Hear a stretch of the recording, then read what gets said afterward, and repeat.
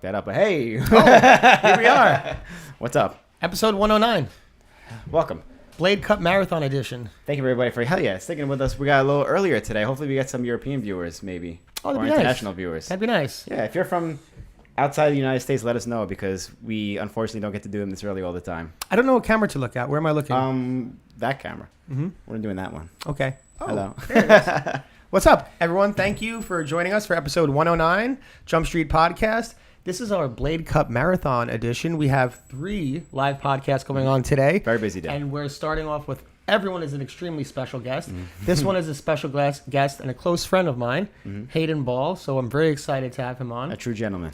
A true gentleman. He's a good kid is what he is. But before we get into any of that, I just want to do my little spiel as we do every episode. But perhaps this might be your first episode. So if it is, please go to our Facebook, give us a like. Go to our YouTube, hit the subscribe button and the notification bell. Please leave a comment if you like. All of these interactions really help with the algorithm. We have an iTunes. You can give us a 5-star rating if you like what you hear, and you can write a review. We also have a Patreon, and you can be a Patreon for as little as $3 a month. And when you become a Patreon, you become a member of our Patreon community, and you have access to our 3 pieces. We do our trick tips, which we call them inside outs.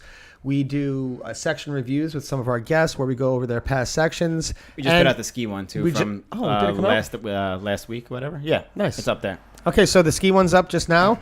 And not only do we do that, but every month we do a random drawing from our Patreons. And then if you win, you get to pick something from our online store. So you get to have a shirt, A nice little shirt, maybe. a hat, A mug. a 5-panel hat, not to be mistaken with a 3-panel Did you see hat. the meme that someone made? About No, that? no. Someone made a meme. They just posted like a picture of a teepee, and they're like the new Jump Street 3-panel hat. It's perfect. Thank you. It's a Shout out to 5-panel. whoever that was. Yeah, and we also have a mug, so you can get that from our store. This lovely mug that we use for our podcast to drink coffee out of, water, sometimes beer. It depends. Whatever you want. It's up to you. It's up to you. It's If you're 21 and up. It's a free world out there. If you're 21 and up. In Europe, 18 and up. Yeah, it's not Europe 18. Yeah. What is it in Ireland? It's like 15 and up, right? It's like 9 in Let's Ireland. go. All right, but cool. So let's get that started. Do we have to talk about some of our... We have a few new Patreon supporters, by the way.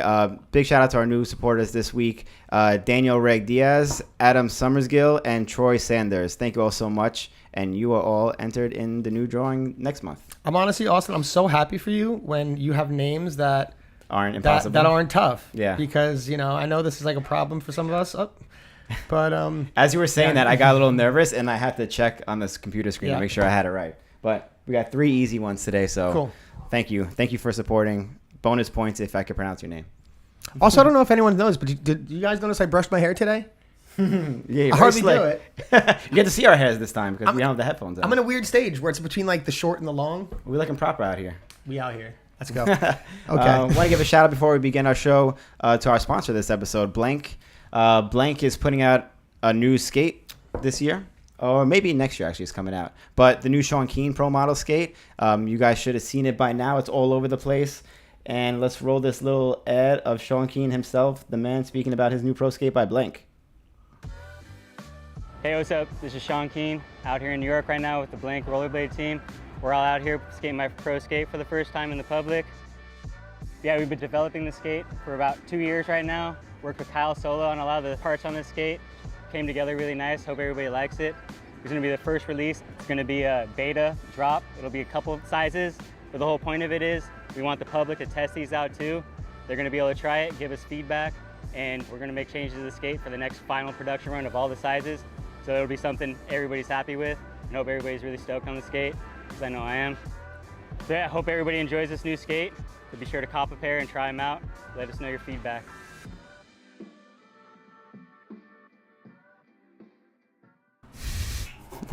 That's Danny. Blank by Rollerblade. Oh, just Blank, actually. It's just Blank these It's days. Blank. It's just Blank. I think we put a lot of the Blank by rollerblade in people's heads. Yes, it's just But Blank. it's Blank. It's just Blank these days. But Blank is if dope. you're here for the Blading Cup this weekend, there's going to be a Blank booth there. You can check out the skate. Sean Keen's going to be in town, I believe. So you could check him out, too. Take a picture, take a selfie with Sean Keen. He's got a first pro skate. It's a pretty big deal. It's incredible. So if you're here, check us out, too. We'll be around. Yeah, it's going to be great. And I got to say, Sean King, we were just talking about before the podcast. He's just a phenomenal skater. Huge fan. Love the way his mind works with his skating, and just like to see all like the little ideas he comes up with out there. So it's really cool. Huge really shout unique. out. Yeah, huge shout out to Sean Keen. Huge shout out to Blank. We're really appreciative of our sponsor. And like I said, if you're at the Blade Cup, go check them out. Go to the booth. Yeah, hell yeah. Do it. I think we're good to move on to our guest. What do you think? Okay, I think so. That'd be great. So we normally have like a fake crowd cheering. No, we will have it. Oh, we will still have it. So sweet. So please, without further ado, our guest, Hayden Ball. Come on, Hayden. Check it out, Hayden. How you doing? Good. What up, Hayden? And How now, brown cow? How now, brown cow? What is that? Like a speech test thing? Yeah, it's what Burgundy did. I was just thinking. I was like, what can I do that's funny to start off? I was like, kind of like that's not funny. That's helpful. That's your exercise. How now, brown cow? Okay, I'm ready. I like that you call him Burgundy. Yeah, like it's like a personal friend, you know? Oh yeah, that's what Burgundy did. When you're from Cool. San Diego, I guess you know him on a First name basis. well, Or one name basis. second one name basis. Yeah. Yeah. Well, thanks for having me. It's an honor and a privilege to do this with you guys. Welcome. This is I mean awesome. that. Especially Yeah. like how our paths have been crossing so much, especially while doing podcasts. Like it's finally actually get you on the show because you were with us in New York a few weeks ago and also in Arizona a few months before that. Blade Havasu. Yeah, Blade Havasu. So now Great we finally time. actually get you here behind the mic. Yeah.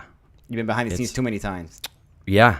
We've crossed paths a lot lately. I mean, I've been seeing Bill for.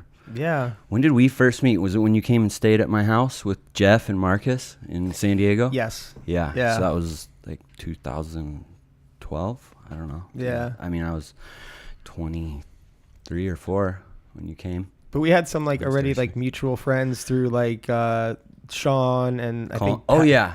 Pat and So we met before that, I think. I think so but because at a we were both contest on or Inri, something. right, or something at the time. Yeah. Oh, you were on Inri too?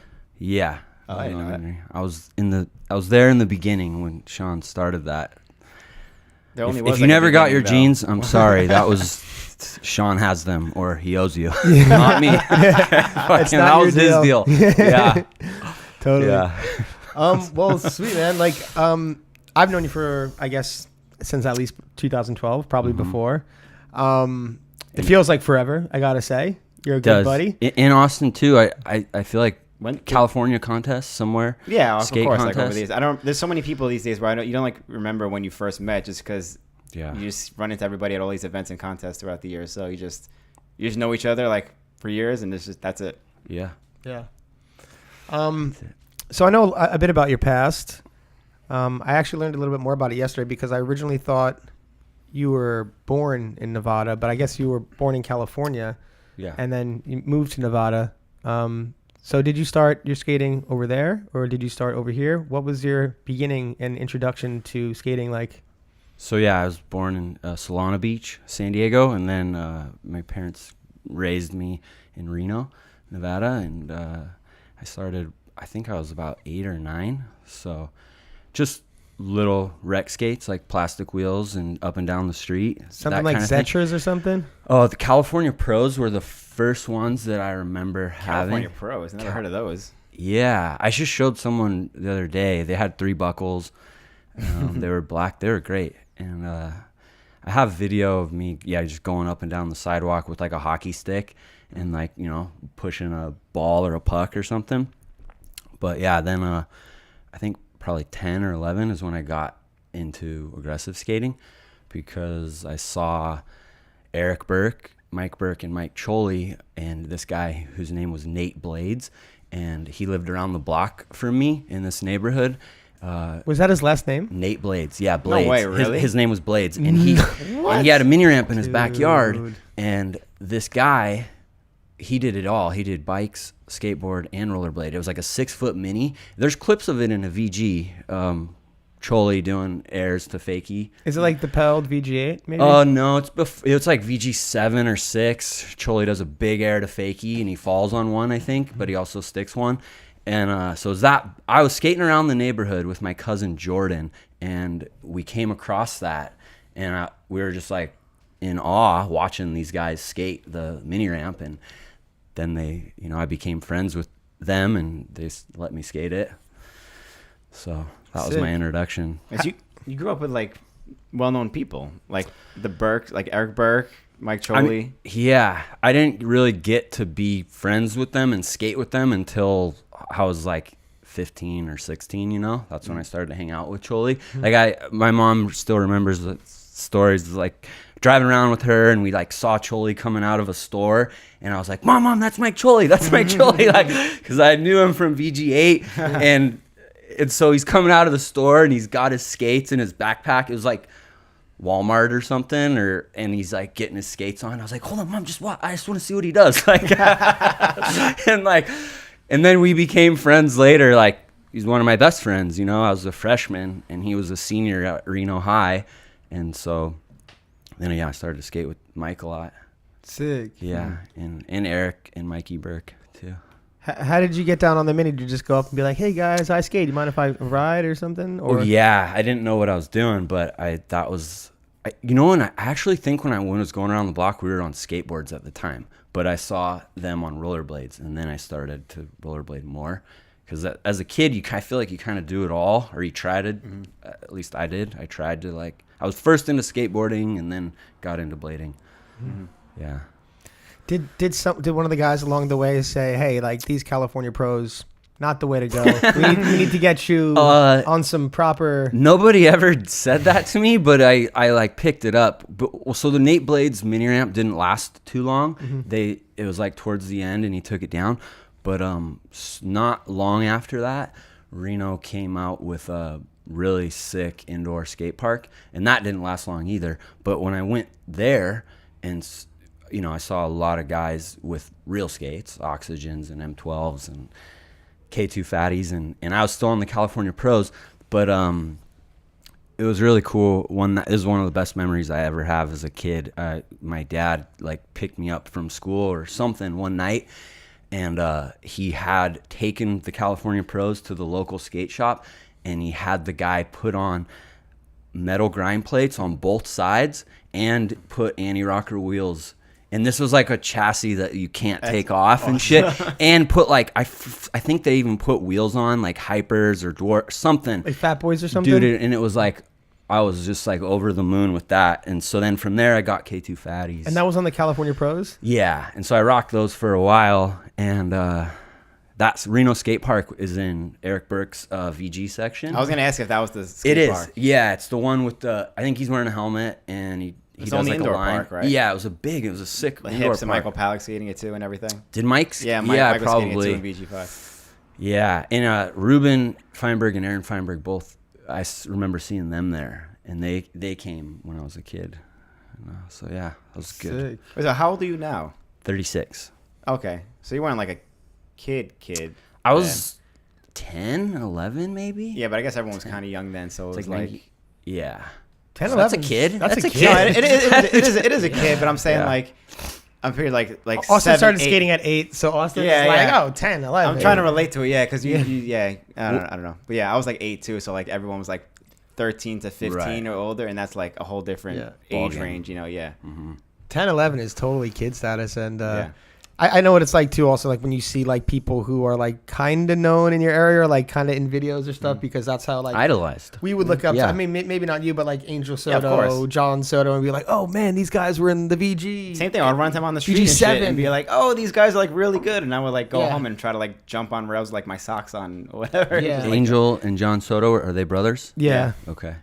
But they were like the guys in Staten Island that were like in VG7 for the first time. We were Yeah, like, oh, stuff one of like our that. Definitely know guys those got in like names. VG7 Yeah, and definitely. stuff like Yeah. that. So we'd like, drive by like his house in Port Richmond. I'd always like be looking like, I wonder if Yeah. they're home or something. Yeah. yeah. So it's like a similar, yeah. Like, yo, are they skating? They're probably doing skating stuff. Yeah. Right? They're just probably like in their house, like doing like Yeah, when you're homework like or skating. something. They just live skating, right? Oh, Yeah. sick. But Yeah. yeah, man, that's interesting. Good memories. So like, Sick. so I guess from that point it was like off to the races. Like you're a skater, or was there like a moment? Hard. Yeah, like Yeah. hard off the bat. I think so. It was up until about 12 or 13 that I still played like team sports, I guess.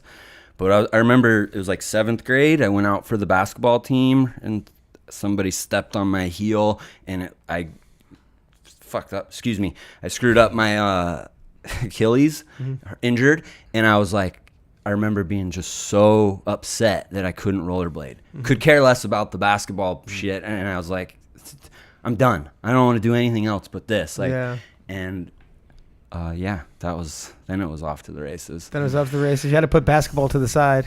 Yeah. I mean, that stuff, it's just like everything kind of just falls to the side and you're like, it's not as important as rollerblading. It's so much more fun and free.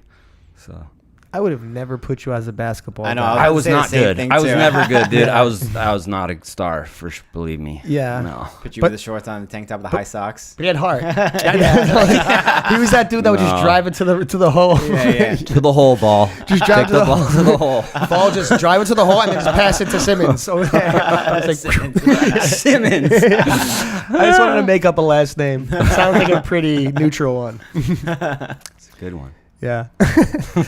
So that's cool, man. Like, like Choli and all those guys were like. So was this during like the Peld era? Oh yeah, they were well into it and so much further advanced of skaters than I was, up until, like I said, by the time I was 15 or 16 that's when I started to hang out and skate with Mike, because I think we would run into each other at this. They shut down that wooden skate park and we had nothing for, I don't know, a couple years at least, and I would just skate this like red curb by my house and try to street skate. Really had no friends to skate with still. And then when they built the cement skate park in Reno, that's when I started to meet like buddies to skate with. And then, yeah, I'd skate with Choli eventually. He was so good though. He was so much better than me. But he liked me, so I could skate with him. I was gonna say, as long as he was like chill with like skating with you, like he wasn't like didn't see you as like a grom or something like that. Yeah, I guess not. I mean, maybe he did, but Choli, he's got his problems too. He's not perfect. Yeah. I mean, I was definitely a grom, but yeah, they were such good guys always. Actually, there was one I love, like they're all the greatest. And I remember one time gromming out with Mikey Burke, and I was asking him a bunch of questions about his skates, and he was like, okay, like, or something. He was like, enough questions, kid, or something like that. Yeah, he just laid it down on you. That's Yeah, the little brother too, man. He was like Yeah. 15 or something, and I was, like I said, I was probably like 9 at that point. I don't know. But they were really good to me always, other than that, other than that we were moment. boys. Yeah, this one time, but Yeah. they had my back and we were skating. That's cool, man. I know, and I wanted to kind of get into. You ended up pretty young, and so I guess it wouldn't be too long after like this whole experience, like when you're getting up, becoming friends with Mike Choli and the Burks and skating. You ended up moving into a house with, was it Pat Lennon, Eric Bailey?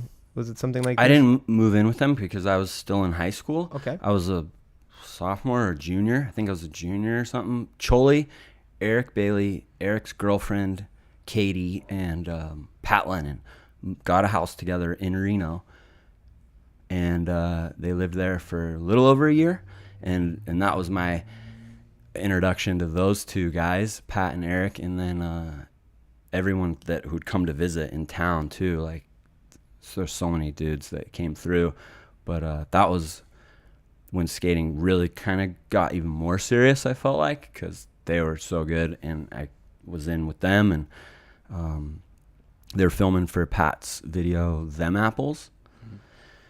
Yeah, I think it was Them Apples, the one with the like Ben Weiss and the Choli section, and yeah, so they were doing that, and that was like big, Yeah, that's huge. I was hanging out with them, and they were all out of high school. I think Bailey might have been just out, or I think he did I don't know what Bales did, but he was young. He was like 18 at the time. Choli too. Choli was like maybe 18 or 19.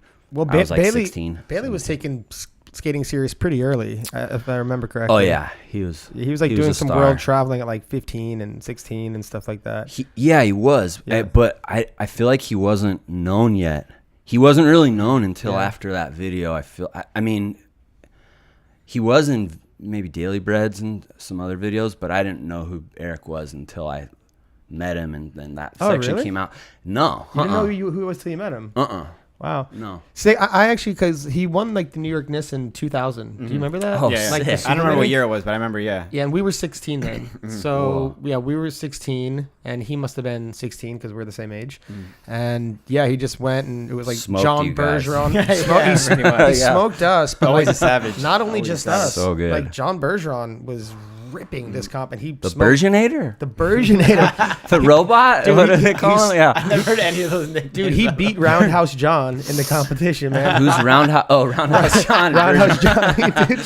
Yeah. Jean-Claude Van Damme. Yeah. Jean-Claude Van Bergeron, dude. So he beat him, which was like a risk. You know, you don't want to piss him off. You know, he beat Richie Velasquez when Richie Velasquez was New York's secret weapon, like the prime of the secret weapon. So I obviously knew of him from back then. Park But it's killers, those two dudes. insane, yeah. Yeah.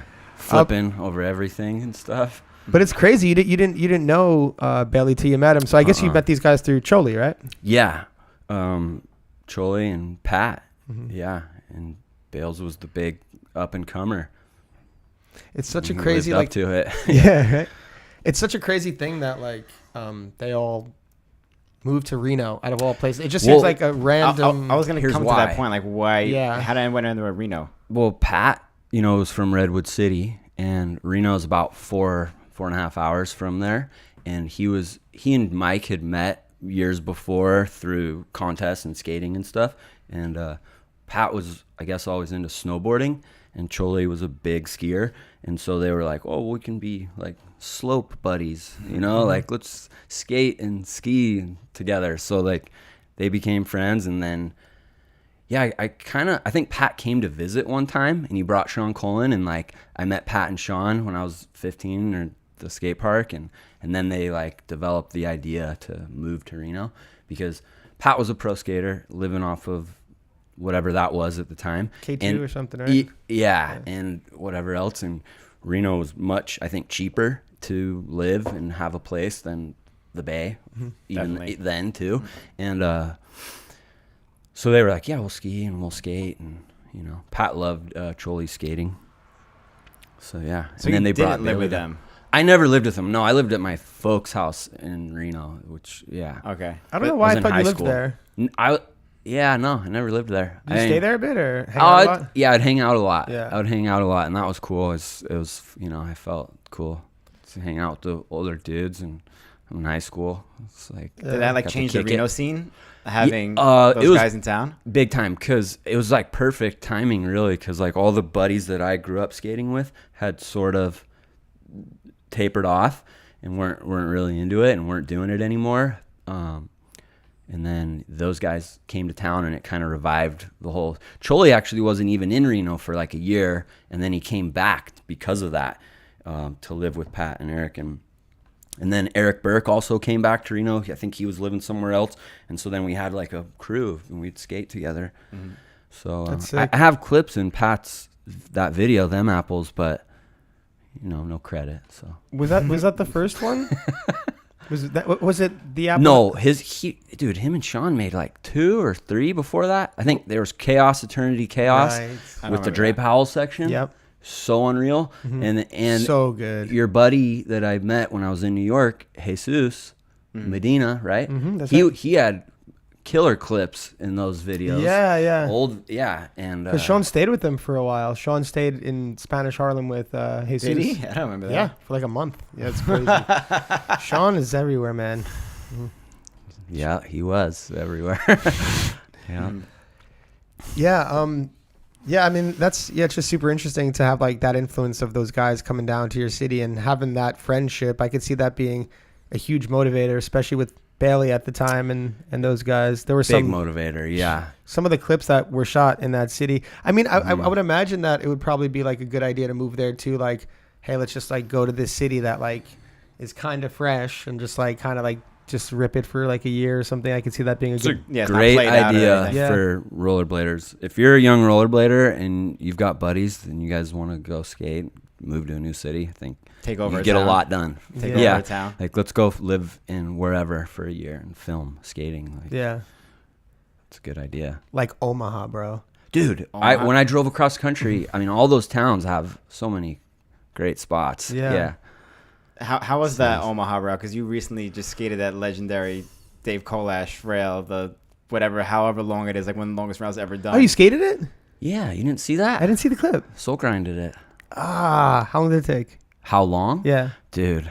So, took me, I was at the spot, set up, skating for maybe 3 hours, but I had little breaks. I had to get water.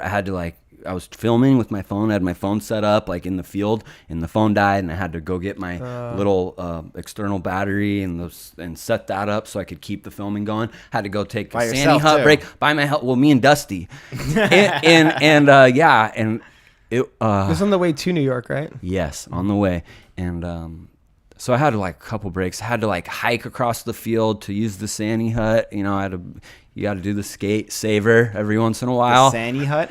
There was a the bathroom, What did you call it? Sandy Hut. They're called Sandy Huts. A porta potty? Yeah, porta potty. I guess okay. there's a company maybe that's called Sandy Hut. okay. So I always call them Sandy Huts. I don't know. Okay, cool. That's a nicer name than porta potty. I think it sounds. Isn't porta potty the name also? Like the ones that. Is it like I think. yeah, I don't know. Maybe. I could not tell you this. Toilet, a portable toilet. Yeah. Okay, so go ahead. So I used that. I had to get water. It was hot. It was the sun's beating down on me midday. And I was talking to the neighbor, the guy that lived at the top of the hill, right on top of the rail.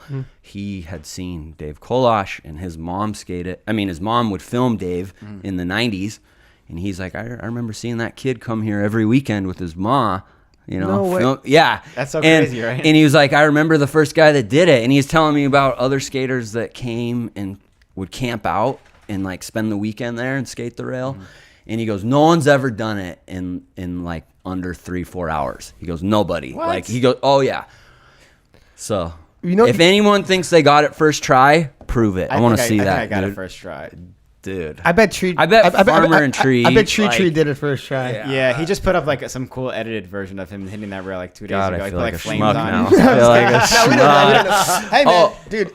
I mean, it just seems like a rail hard to do. Yeah, So- in general. Yeah, it's a beast. And the fact that Dave Kolash did it so long ago, so impressive. And Right. I believe he front-sided it. He front-sided it. Or backside. Backside. I can't remember. I don't remember either. But anyhow, I went to do backside because that's my go-to for balance on long rails. I think front side, backside's the easiest. But I was going so fast and my back foot came out of the groove and I tumbled head over heels backwards down the hill and hit my dude, it was so scary. And I was like, I can't do backside. I don't want to do that again. That was a freak accident. So then I was like, I'll soul grind it, and soling it, I was sticking, so I had to wax it. And I can't do the sit down soul. I feel like you can do that really well. We talked about that. Yeah. Yeah, where you just crouch and you're in the safety zone. I have to stand on it and be up, or I can't really hold my balance. Yeah. I don't know how people do that low. How far down the rail were you with the front side, or the back side? So you got rocked. I was about halfway, and it was my third attempt, third time jumping on it. So definitely halfway easier. is fast as fuck too on that rail. Dude, so fast. Look at that clip. It's hard to tell how fast I was Did you going. post the fall? The backside fall? No, I didn't. I think I erased it because It was a burn. Yeah, it Yeah. smoked my knee though. I Really?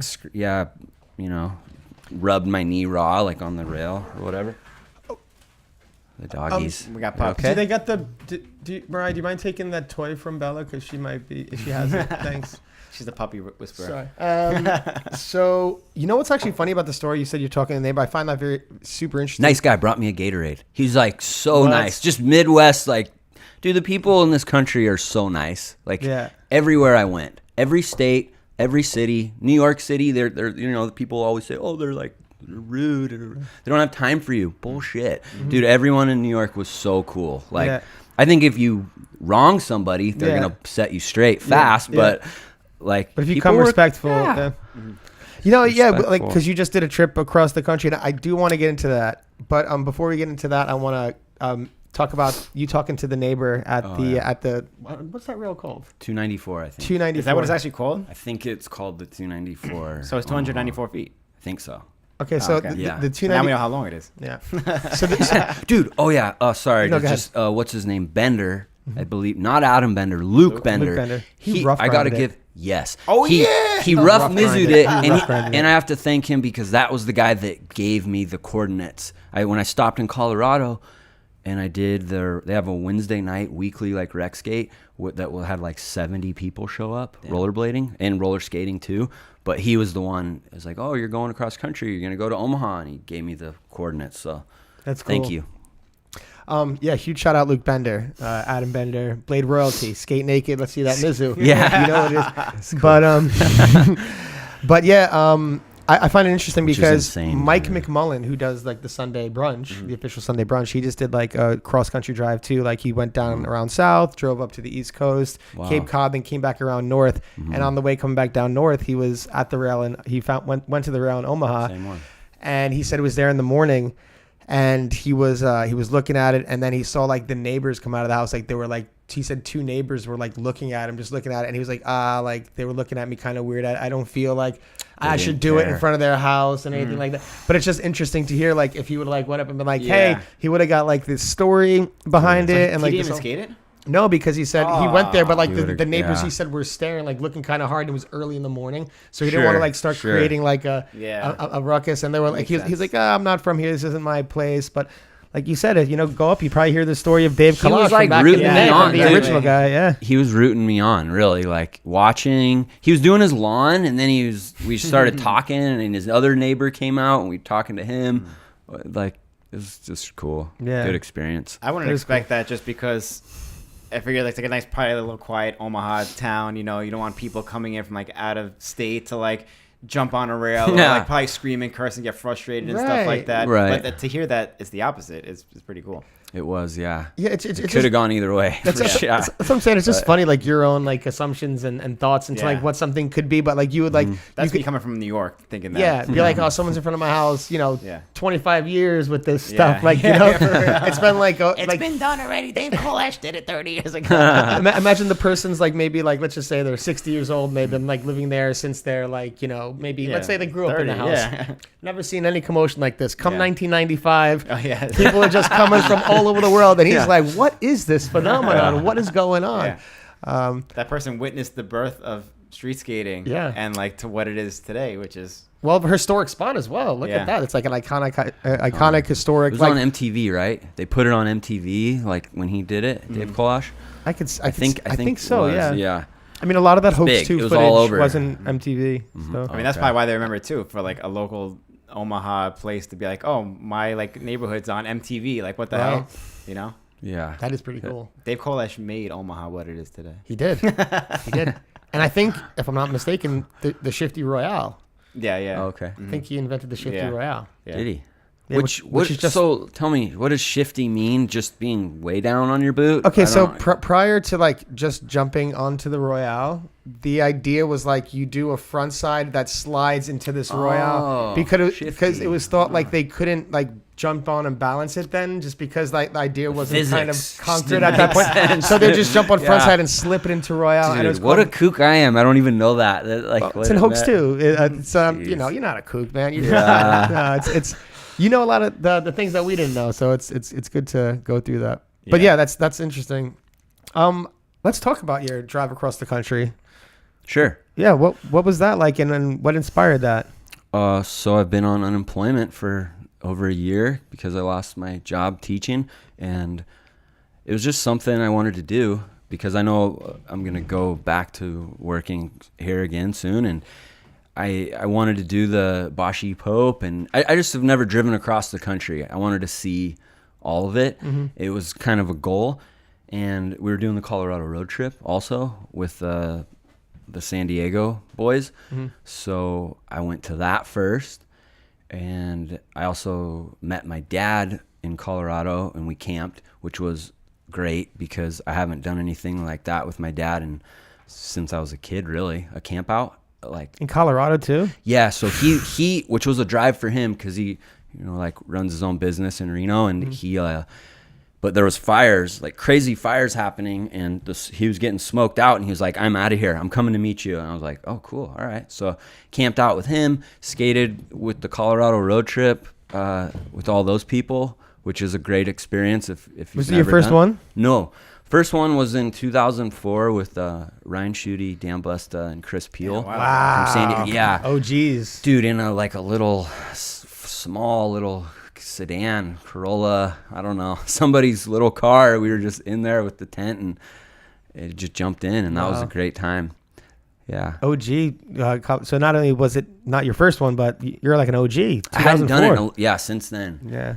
I wouldn't say I'm an OG, but because I think that event has been happening for Since a long time. Yeah. Or something Really? like that. It's like the longest Wow. running rollerblade event, supposedly. That and the Windy It passed City 20 years Riot a or couple something. years ago. So That's pretty sick. Cool. Yeah, it's beautiful. So that was the start of the trip, and I have this 21-year-old Astro van, and I put a bed in there, and I put a fan in the roof, and I was like, I don't need to get a place to stay. I can camp. I'm going across the country. I want to do it. And I'd never been to New York City, which is big, to not, I'm 36. I'd never been there. I had tickets once when I was in my 20s, but I broke my ankle like a week before the ticket. And so I couldn't go. And I just wanted to see the country. mm-hmm. Especially as a skater too, to have never gone to New York City, like we were talking about before, right. with like the Omaha Rail. There's just like such like a rich history of like the things that we've watched and being able to go. Sure. So was it like a straight shot to New York after Omaha? Kinda, yeah. I mean, I stopped and slept on the rest stops, but I didn't do any skating, I don't think, after that, because you were about to go to Spain in a few days, and I didn't want to show up in New York with and just be like, oh, what do I do? Like, because I knew that you'd be like, yeah, you can stay here, and so that was great that I rushed it and got there before, because I got to hook up with all y'all and skate some, just see Staten Island, hang out, Brooklyn. Get some pizza. You know how we do. Yeah, just get the the full experience from the locals. It's cool. Yeah. How'd you find it? Loved it. Yeah. Great city. It was it's just so massive. It's so massive. Yeah, it's so big. Yeah. There's so much you still didn't see too. Oh yeah, dude. Man, this is embarrassing. I didn't even see the Statue of Liberty. Like, I didn't even see that. I walked around. I crushed Brooklyn. I did like so many walks. I feel like I saw a lot of Brooklyn. Yeah. And I walked over the bridge into Manhattan, walked around Manhattan. But there's so much to see. Mm-hmm. You can see this. So much. Did you take the Brooklyn Bridge? Yes. Or Brooklyn or Williamsburg. Williamsburg, I think. Williamsburg. Oh, okay. Nice. Whichever one it was a really nice like pedestrian bridge, people biking, yeah, walking. It's most likely the Williamsburg. Yeah. Yeah. Okay. That was cool. That is cool. Yeah. Cool, man. And then you ended up shooting back after that? How was the trip back? So after that, my girl, my fiance, she met me. She flew out and came to New York. She came to Bashi with me, helped me a lot. Sick. Yeah. We sold jeans, Dusty Denim, and then we drove back together and stopped in Cleveland. Went to the Cleveland, what's it called? King of Cleveland. King of Cleveland, and it was so great because on the way there, I was like, yeah, I want to see, do some sightseeing or whatever and go with her, but I still wanted to skate and like, what's going on? And I like stumbled upon this Instagram page that was Blade events or Blade calendar. Oh, yeah. And it's like, oh, Blade Cleveland. And I was like, dude, that's next weekend. I'm going there to this contest. So sick. Yeah. And I had never been to Cleveland, and really nice people, and skated that event. That was good. And then I got COVID at that, or right after that. That laid me out. That kind of ruined the trip from there. You got COVID when you were on the road still? Yes. No. So, that's horrible. So we did the contest, and the day after the contest, my chick and I were posted up at the Great Lakes, like with probably some beautiful spot. so Lakes, pretty. yeah. Man, it's so pretty, dude. it's nice. So we were sitting there relaxing, had a good day, went to this campsite to camp out, and I woke up that night with a fever and had COVID. You know, I was out of it, like felt like I was dying. It was really bad, huh? It was bad. Yeah, I mean, it was like a flu, but for me, it was. And but it, you know, it's not fun. I didn't feel good for like 6-7 days. Smoked. And so she like kind of babied me at the campsite for a few days, but she had to get home, so we couldn't do the whole trip together because she had to get back to her dog. So she jumped on a plane in Chicago, and then you were still sick. I was recovering. I was like getting better. The worst of it was done. The worst of it was done, yeah. And so then after that, I was like, dude, I just want to get home, sorta. I like kind of just like grinded it home and drove and slept and ate. It's like, yeah. At least you were able to like isolate yourself, or quarantine, like self-quarantine Sure. by driving in a van cross country is like. As best I could, yeah. Yeah, You know, I was definitely, when I knew that I was sick or recovering, excuse me, I was really aware at that point to be like, I'm always going to wear this mask because that's the whole point of them, is to prevent the whatever the spread if you've got it, right? I guess. So I followed that, and then once I was recovered, I was like, later. Later. Yeah. Good to see you're better now, though. Yeah. Thank you. Yeah. Yeah. So you were took a while, dude. It Yeah. lingered. No, Definitely you told me you got beat up pretty hard. Yeah. So, well, I'm glad you made a full recovery. Thank you. Yeah, me too. Yeah, I could see, like, you know, especially with the news and everything, people could get freaked if you get that, you know, you're like start feeling bad. I mean, anytime you get sick, you're like, oh, am I dying? What's happening? You know? Like, it's the worst. Google searches and shit. Yeah. Oh, I have this. Like, yeah. I'm sneezing. Oh, I'm gonna die next week. I feel like just because we're having this conversation, YouTube's gonna put like a warning below, like maybe, COVID information. Let's change the subject. Maybe, yeah. Fuck COVID, dude. Yeah, let's do it. Exactly. We're skipping over that. So you were saying that you went to the BPSO for the first time, and you So had a cool. table, and you were working the table. So you're doing Dusty Denim, and I want to talk to you about that because I got this really cool Dusty Denim shirt. I also have Made in LA. I also have a pair of the pants, which are really good pants. And I gotta be honest, like Thank you. I'm not huge on like kind of like thicker style pants, but these aren't that. These are like nice fitting pants, and I'm usually like skating in shorts if it's too hot. Yeah. I get hot. You know, that's what happens when you get Yeah. older. You know what I mean? You just Apparently. yeah, exactly. I have hot flashes, but I think I was trying them on and they're great, and so I wanted to talk to you about how you got started into that. And I know you brought a couple pairs. If you want to show them. Yeah. So another thing that kind of beautiful thing about, I feel like one of the, sorry to bring it up again, one of the good things about COVID and the pandemic and all that was, I think a lot of people got to do new things and think in new ways. And, you know, you find the good in the bad. Maybe you lost your job. That was my case. And so I was like, what am I going to do? What do I want to do, man? And I had this idea because no one's made jeans or even pants for a while in skating. And we haven't had it for a long time. And I was like, that would be really fun to do because I think it was a need. And I was right because John Julio makes pants and he is a smart guy. He knows, you know, so I wasn't too far off. Like there's people. And so, yeah, so these are my jeans and Dusty Denim. I'm trying to keep it going. Can you, I guess, show them can't up to see this it. camera. Yeah, here you go. So they are selvage jeans. They're good jeans. I didn't know everything about jeans. I still don't, but Learning.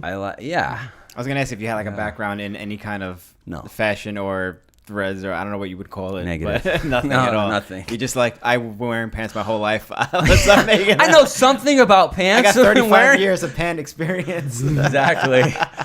You know, go to the thrift store to get pants for skating or Walmart. That was my go-to. Thrift store and Walmart, you know, and it's like I felt like there is a market. People, the Blade, have jobs and will support other rollerbladers. I think that if you come up with a product. Yeah. So, you know, it's better than like, oh, I'm going to go buy $20 Dickies.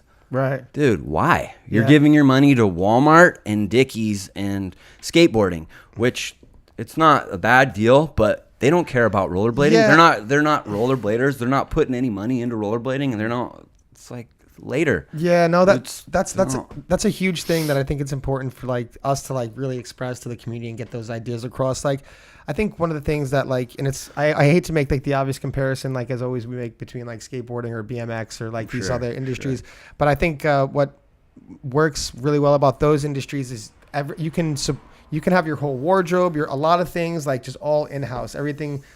You can find like a lot of, your people who you hire for whatever various things. Like there's so much industry within that. So like you can put your money in support there. So yeah, I mean, I think if there's, a company that has, whether it's jeans or if it's like, clothes, hats, gear, backpacks, things like that, it's cool to have things that like you can put back into skating, because if we're all supporting each other, we collectively grow. And I think that's just like a huge importance. And like you said, It's important. you said, it's like there were jeans before, Sure. but there's there still are jeans. Oh, you mean for skating? There were Yeah, jeans no, before. yeah. Yeah, they're always England clothing. Never had those jeans. Fiction jeans. Never had those either. Senate. Never had those. Always wanted them. Senate ones always were wanted epic, them. yeah. All of them, but I never got a pair. And like, I forget what they cost. I feel like they were expensive. They were. Yeah, they're like expensive, $60 yeah. or Right? something like that. Yeah. So Back in the 90s. yeah. So Yeah. that was There's a lot huge of denim in then. those, It was there's like, a lot of denim in those pants. Those things were huge. were they? Yeah. like ultra wides, the center ultra wides. That was like 3 pairs of pants worth of denim in one. Those things are Jeez. huge. Wow. You had them then? No, I didn't. They Oh. were too expensive. I was also 8 years old, so they didn't make them in my size. Yeah.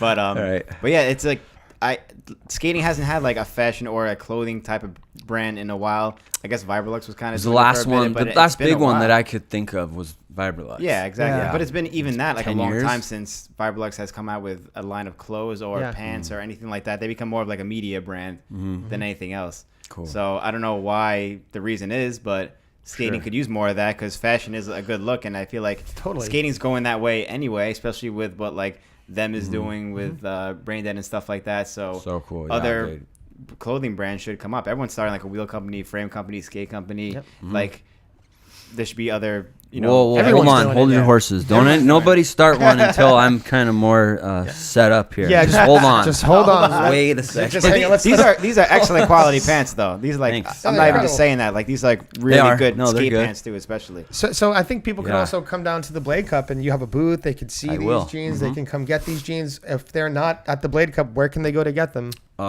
Instagram, Dusty Denim. You can hit the link, go to the store. I think, yeah, so you can order them. Blade Cup will be much cheaper. No, I'm not going to charge tax. Tax free at Blade Cup. Tax free. No shipping, no tax. Come and get me. Get it right there. Yeah. Yeah. Check them at the booth. Check them Yeah, at the so booth. you'll save money there. Catch them outside. Yeah. No, that's cool, man. And I think, like I said, like I'm skating the pants. Cool. And they're really good to skate. And you should actually like Yeah, I don't they know look if you have a nice. pair, but you should try to check them And the out. thing with like skate pants too is like this looks like it's good quality. It won't like really rip and stuff like that. Everyone's destroying their pants. Yeah. That's like the thing you need with skate pants. I'm sure. I don't know how your Walmart pants were in the past, but I feel like they wouldn't last too long. They're Walmart pants. Yeah. Yeah, They're they were disposable at that point. $12. They're They're disposable. $12. Like, Yeah. it's tough to beat. So I don't hold it against anyone that doesn't want to cough up, $60-$70 to buy rollerblading clothing. I totally get it. Like, But no. like, no. It's cool to support though, too. very cool. It's Yeah. it's much cooler if you do. No. Yeah, I know. Be cool if you did. Yeah, but I understand it's not for everybody. Where it's like you got to make it work. No, but it is for everybody. So it is for everybody. Okay. So You're a good salesman. Yeah, Bill. but it is. So it's cool. It's cool. But so yeah, if you're down at the Blade Cup this weekend, let's stop by the Dusty Denim booth Yeah. at least to check it out. Like and Thank support this man because he's been in our industry for a long time. He's putting out great products, and that's what we need. We need quality stuff. So I'm happy we got to touch on that. I just want to say thank you to anyone that has bought a pair. That's cool, and really, I appreciate it, and hope you like your Dusties. Sweet. Dusties. Yeah. I like mine. So shout out. Hell yeah. But I actually wanted to talk to you. I'm glad we got to discuss that. I wanted to talk to you a bit about your skate, your way of thinking, if you will, because I've seen you for a while as a skater, and more recently, like you've evolved into this, doing the switch and natural with a lot of stuff, like really mastering your and the difficult switch and naturals, like, you know what I mean, not just like switch soul grind or like switch ollie soul, tricks. the soya ones, like the tough ones, like the switch backslides, like switch ollie fish brains. So Switch true fish. switch true. You guys switch true fish? It's in my section. Yeah, I do switch. I thought it was. I remember alley. The last one I true just spin. I did both. I did alley fish both ways and true fish both ways. True alley fish I had done before down a handrail, but true fish both ways I had never done. That's until gnarly. That last part I just did. Which last part? The Dusty Denim part that is on Ricardo Lino's YouTube, and Kevin Brinkman edited it. Okay. My good friend Kevin. We got to put the link to that in the That's a description. legit edit too. Yeah, by we gotta the put. way. Thank I you. mean, if he's another true fishing. blessing that came from this whole craziness of the time that we've been in, because I was out of work and it was like, what am I going to do every day? I'm going to skate. Let's go skate, boys. I'd just be like, I'm on unemployment. Let's skate. Yeah. Get the camera out, dude. That's what everyone's Let's doing. go. I think a lot of people were on that, took advantage of that. Yeah. It's like one of the best things ever. Like, never had that break from work in my adulthood, getting a paycheck, like to just screw off. So I took advantage. Yeah. That's Yeah. sick. But the switch and natural what brought stuff. that about? Like, was there like someone or something, or what made you want to? So I've always skated both ways fairly well, and it kind of, I think, developed because I was always drawn to that. When I'd see it in videos, VG used to always have a switch section, what they called it. Oh yeah, unnatural. And guys like Eric Shrine and John Julio definitely stood out to me, and I loved seeing that. Like, I remember seeing the Eric Shrine soul grind both ways down City College, and the kink rail. It's like a big kink rail, and I think he soul grinded it both ways. I'm pretty sure he did a lot of things both ways. Yeah. Excuse me. And Him, and especially Julio of that era, like that time. Julio too was a master of it, and I think it's a skill that rollerbladers sometimes would overlook, and like for me, I maybe it's like an OCD thing almost, but like I would skate this red curb growing up and just go back and forth, and I'd be like, soul grind, okay, I'm gonna do one this way now, and then Royale, I want to do one this way, and it just kind of snowballed. And I think getting it on camera, this last section was big for me, because I've always been able to do a lot of switch stuff, but I didn't always get it out there and show it, like, look here. And that was kind of the point of that part. I was like, I want to show everyone, like, I'm gonna do this and this both ways, bam bam. So That's like master level. Like when you're doing things, like there's like certain levels, and there's levels to everything. But when you're like starting to like master the one aspect of your skating so well, you start going to the unnatural aspect and then mastering that. That's really sick. Like, like you said, a lot of guys do it, I think, too. Sorry to cut you off. No. Like and you can go on. So like Stockwell, I know skates both ways really well. Yep. He looks over both shoulders really well too. Yes. Which is another That's switch thing. even- Can you fakie spin both ways like that? Yeah, Brandon Smith in the bowl over both shoulders. Oh yeah, he does it too. It's B. Smith, incredible. forgot. Yeah, he's like a wizard on Yeah. that. Who else was I gonna say? Al Broskow too. Full cab ollie topsole, I think, on a handrail, both ways. Yeah, that's insane. There's one other guy I wanted to say. Oh yeah, Richard Johnson. When I think of switch true fish, I know that he did it in a video. I think he's the first dude that I ever saw do a switch true fish brain. FOR2. It was not like his best Richard trick, But like, he you know switched how true he's fish like brain. Yeah, switch true swag fish, as can be. Yeah, like yeah. he switched true fish, and it was like kind of like, I think it was kind of wild, but still, dude, a switch true fish, and it was like tough to top. Malik Kamara too was also a big switch Oh. natural guy from Philly. Okay, Jose, Huge. I know that name. Jose Yeah, Velez come on. too. If you remember Jose Cuervo. Oh my God, yes. He did switch There you go. true kind grinds And and like Hoax 90 5. yeah. Switch true kind grind. Yeah, Oh, that dude, both ways. I can't do that. Yeah, I like can't. 90 Too much 98. rapping. It's You like, did the true fish. That's even harder. Nah, dude. I rather- True kind is harder because it's like you've got to like lock that other foot and you have to wrap it around. It's more of a I don't know. I think it's more of a I guess throw. it's preference. Yeah, it's preference. I Yeah, I don't think it's. know. It is a preference. But Both I- are death. Yeah. But I agree. I do think that's something that is quite often overlooked in skating. Like the difficulty. Because sometimes there's like the flashy trick, or like the one that could like draw attention, or sometimes like maybe like the more trick that's relevant to the times, like in the style of skating, like little nuanced like things that could be like added to like skating. But yeah, like those classic like doing things both ways. It's just like a refreshing feeling to see that, and like because it's like something that could easily be not forgotten, but like you said, overlooked or neglected. It's and not that, a flashy. I Yeah, agree. it's It's not a not a flashy- hurricane fish or a 360 true fit. It's like, yeah, it's a little more, yeah. It's like for the skater like who like notice those kind of things, and like you said about like Richard's True Fish and FOR2 when he did it. He Some did the people might Switch not have TTA, noticed it. Switch Yeah. True Fish, and like you said, if you didn't Switch notice TTA, it, yeah, you're like, no, oh, it's a overlooked. little, Yeah. it's a little slop, There's but a like, reason for it. but if Right. you know, you're like, oh wow, like that was Switch. So I think Gotta- that's cool, that aspect. I feel like that's a whole different level of skating, doing switch tricks, and people don't more. I think like it's more of like an old school thing to do switch tricks. I don't know why. 'Cause you mentioned like even the Maybe. VG like unnatural section, like, but videos don't do that anymore, obviously. But I feel like more newer school skaters don't practice their switch tricks. But it opens up a whole because they just want to go from like A to Z. You know, they just want to go straight to like you said, the I hurricane want to tops do a and stuff hard like trick. that. I want to impress everyone Yeah, with this really, really, exactly. yeah. But you forget that learning switch tricks helps you out so much in a completely different way that's easily overlooked. It's a lot of fun. It is a lot of fun. It's a whole nother thing. Is like you get to relearn.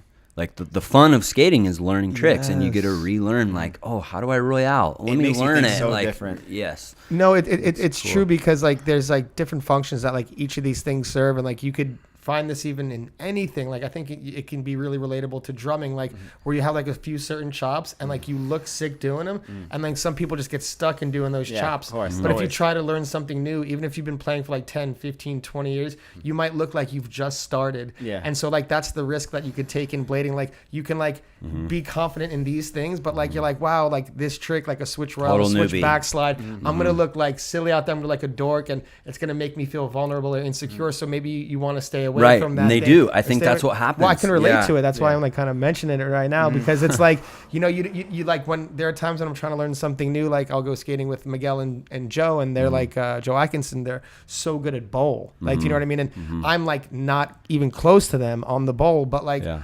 And it's like sometimes it'll make me, when I go to the skate park with them and they're on the ball, I'll be like wanting to go to like my natural instinct will want to skate something else in the park that's more suiting to me. But That you can throw down on and be like, look at me, guys. Let me show you how it's done. it's not even like, well, I Right. think it might I be know. combined with a look at me, but it's also like something that you feel more comfortable having Right. fun on. Like, you know what I mean? Even Absolutely. if no one's at the park, you just feel more inclined to What go do you're that. confident on. Yeah, exactly. But like, it's, I think, to force yourself through that stage. Which anyone can Yeah. do. And my friend Steve Steinmetz who helped me film that last section a lot. He got into switch skating during the filming of that. He was like, like I'm gonna start learning how to skate switch now. Like he's been skating his whole life, like me. He's 2 years older than me, and he's like, I'm very heavily one-footed skater, Right. and now he's got switch royales and soles and top soles, and he's good now on it. You know, so No. I want to see him do it on a stereo and be like, "Dude, I'll switch topsoil that, dude." Yeah. You know, No, that's sick. It's because it's like you said, it's like it opens up that like whole new door of like playing with it, because And with switch ups too, and like you can do Exactly. any switch. If you do tricks both ways, you can do Oh, any yeah. switch up. You know, pretty much. yeah, that's what I'm saying. Like they're Opens even like the doors. little ones, because like I was like recently I've been having problems with like my knee ankle on the right side, so like I've been like not able to use it, but I'm still wanting to skate, so I'm just like using my left foot for Yeah. things. And yeah, it just really like, even if you just like get really good at like left or your switch royale, Just give your body the a amount break. of switch ups it opens up, like Yeah. even like a really good switch royale to like top sole, just like that Yeah. kind of change of motion, and just playing with like thoughts and ideas within like you just learn a new trick completely and then play with the ideas within Yeah. that, and Yeah. it just opens up so many doors. So like I think it's you can like, as long as you can skate 20 years, 30 years, 40 years, forever, there's always always like something new to something learn. to Yeah. learn Yeah. if you want to Yeah. put yourself in the place of like, sure, sometimes you're gonna want to go to the park and just rip around and just like do all your old basics. do your things basic, but when you're in like the training ground, you can always like find a way to like learn something new and play with it, and that's the thing that's like really cool about it. Absolutely. You want to know it's like a And- different level. My bad, you gonna say something about? No. I mean, I've got stuff to say, but I want to hear what you got to say. I mean, I do, but I want to hear what you're saying. I was going to say, like, another level of that, too, was because a few weeks ago I went to the skate park and I skated only switch the entire day. Not one natural trick. My boy. So, That's a connection. There you go. But so I was doing that, and the hardest part, which you don't really think about, you don't really practice, is switch lines. Because I went to Faber, and we do the curved ledge to the down ledge and stuff. And I would do like the curved ledge to the other thing, and then go to the down ledge and be like, I can't think fast enough because I don't have like that natural memory. The vocabulary the vocabulary isn't there. Yeah. You have to think like, wait, what can I actually do? Not The like what I toolbox, want to you do, know? but what can I actually do? Right. And that was a whole different like way of thinking too, besides just doing the switch tricks themselves. And that's like, interesting. Were you by yourself? No, I was with other people too. Okay. But I did one natural topsoul stall on a quarter pipe axe, and just out of habit, I'm like, oh damn, that was natural. Yeah. You wanted to stick to you were committed. Yeah, so that was the only thing I did Yeah. natural, but everything else switched the entire day. But it's like it really makes you think, like your brain works in a completely different way like that. Totally. And I think just, the more practice, the better you get, just like anything. Like anything in life. But though, I wanted to just say the skating switch, if you've never done it and you're wanting to start skating switch, and some people, like you said, they feel uncomfortable. They don't want to like look goofy. Right. And so go skate. Like, that's one of the beautiful things about skating by yourself is like you go skate by yourself, like, because some guys like they always want a session or they need, and you go skate by yourself and just work on one thing, like do one thing. That's and it. get lost in that for an hour, your switch, whatever, or any trick. I don't know. I think, skating by yourself is sometimes it's so important to skate by yourself, I think. Put you in a different headspace for a while. Yeah. Because you do when you're with your buddies, sometimes you skate differently. Exactly. You do. It's not as much like, and I actually had that experience, because I just went on that trip to New York and Spain, and I was skating with like the guys Mesmer and they're younger guys. You want to show up, and they're like we're there to get clips and stuff. So you're not like in like the learning space. You're like in like the producing space. Oh yeah. Right. And then like after that trip, I was like skating like Austin and and which is like I think we've been skating together so long. It's like it's like skating by myself. Like if I wanted, I could achieve the same thing where like I'm not worried about being judged, and I'm like doing. So I was like brushing up on like the switch tricks, like switch rails, switch backside, switch far from Nugans and torques and things like that. And just I think it's also like you do switch torques. Yeah, that's a hard one. I well, can't like, even do that. Not on rails. Well, I think I could do it, but whatever. but it's like it's just like I think it's like the brushing up on those things or having that space to like. There's like the polishing. It's like speaking Spanish. Like if you can speak Spanish, you haven't spoken for a while. You need to like brush up on it to have it. It's just like it's not something you have like you have a hammer like it's in the draw. It's like something that you kind of have to like keep fresh and like work on. But it's cool because when you have that space to like brush up and learn and be vulnerable and like look goofy and learn that, you're just adding more tools to like the toolbox. So it's just like having like more options you can bring to that spot or things like that. So it's important to have both. I think be able to produce when you go to the spot, but also go by yourself, have that meditational time, or even if build on something. Yeah, by yourself and just like testing, like, oh, what about this? And like you said, just like go like get lost in a trick for like an hour. Like I really like the idea of like trying like a switch royale or backside and getting like lost into it for a while because you could spin out one way, spin out the other, look over the shoulder one way, and just really test where your body is on the space. Yeah. That's one of the best things about skating, I think, is just failure. It's good to fail. It's good to go and be humbled by your own technique, your own skills, like to show up and fall on your ass 100 times. Be like, but then get it. It's like, dude, that's the best. That's so rewarding, and you don't need anyone to feel good about that. You doing it there by yourself. I learned how to do this. It's huge. Aragon, I think of him when he said, I don't know where I heard it, but he was supposedly, he would say, Brian Aragon was like 40, I learn a trick and then I do it 40 times.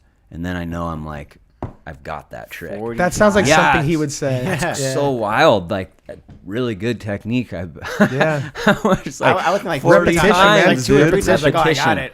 Repetition is no. Yeah, that repetition is the key though, man. Just over and over, just beat it, huh? I guess, yeah. I think it is because it takes a long time to master a trick. Yeah. I feel like it takes a lifetime to like really. Wow. I like the switch talk. Yeah. I get that. We used to actually play switch skate all the time. Yeah. Which is like an interesting way of learning tricks also. Yeah, it is, and like I like that aspect of like the switch skate and everything like that. But I also like going back to your point here about like the humility, because I think you can like I was saying with like the drumming, like you get like a few like rip and chops around that, like anytime you sit in front of a group you'd be like, oh, but like if you try to like go into like this other genre, you would look like like you wouldn't be able to even function on like the earliest of levels. Right. So like when you're like doing that in skating, like I think if you find those things that make you like you got those like wow tricks or like those things, like that could kind of maybe create like this like comfortable place where it might prevent you from like learning those little things, because you might be taking the trick, and there's other ways to learn within that, because you could take those tricks that you have and take it to bigger obstacles or do it in different ways. So like it's not saying that the learning is not there too, but you could be just like get comfortable, and like I think it's important, like you said, especially with the switch to like, and in life in general, right? Just like pull yourself out of your comfort zone every now and then, shake yourself up, and like try those things like that are outside the box. Ask a girl out or something. You gotta like. You have to do it and get humiliated a few times. Yeah, like, exactly. Build that confidence up, I guess. So, you gotta fall to learn, you know? Yeah, you gotta fall. If you're not falling, you're not learning. You know? That's it. That's why I said like I got a buddy who plays poker. And, the mics went out. Yeah, I have some other friends. Oh, no. The mics on? So the battery's fucking... my mic is out. Oh no, since 1:18. Well, maybe only 1 minute. So is that This is live. oh, Yeah. Sorry, man. I shouldn't be keeping it here, but it's just I don't even look at it during the show. I just want to monitor. 1 second. These Duracells are failing us. Are we live? Yeah, we're live. I can't believe this. My show, the time I'm on, this is happening? Bullshit. What the hell's going on here? It's just like, someone said I'm underwater now. Is it just me? Oh, No, it's all. It's the whole recorder. Just I think the batteries just died, which is brand new Duracells died like that. That's like an hour. Oh. Let us know if we're back what happened on. to batteries? We'll be back on in like 30 seconds. Speaking of Steve Steinman. Is he all over it? Go back to work, Steve. He should be at work. Right? He is at work. Steve. He's at work. It's like, oh, jeez, what's he doing? Okay, guys, let us We know should be back if now. we're back. Can we get a thumbs Batteries up? died. Sorry about that. The batteries died in the recorder. Are we good? Which is the first that happened. Yeah, we're back. Damn. Okay, So they couldn't hear us? All that? No, that was good. like a minute. It was like a okay. minute. Like literally, he caught it when it started. So Nice. it's cool. If we have any more problems, please let us know. Apologize for that. They said Justin Johnson says we're back. Thank you, Justin, for telling us. Cool, we're back. But I wanted to just if we could reiterate that point that we were just talking about the how just like the getting out of your comfort zone and always like challenging yourself to try something new and With put yourself anything with anything. So important. Yeah. Yeah. It's crucial, man. And like sometimes I forget to do that with myself too. Like I'll find myself sometimes like even like getting in comfort zones in my skating because there are some tricks that just feel so good. Right. That like your trick, like I'll do fish brains a lot to the point where like people are like, okay, like you know what I mean? Like Yeah, master at that. Yeah, it's like you can, or someone has like their signature trick, and I think that's cool. But it's also like cool to find that space to just like really test it. And I'm actually getting hyped now because I want to go like do some like. That's why skating. like playing skate is fun with different people too. You get to learn different tricks, and like we don't skate the same as one another.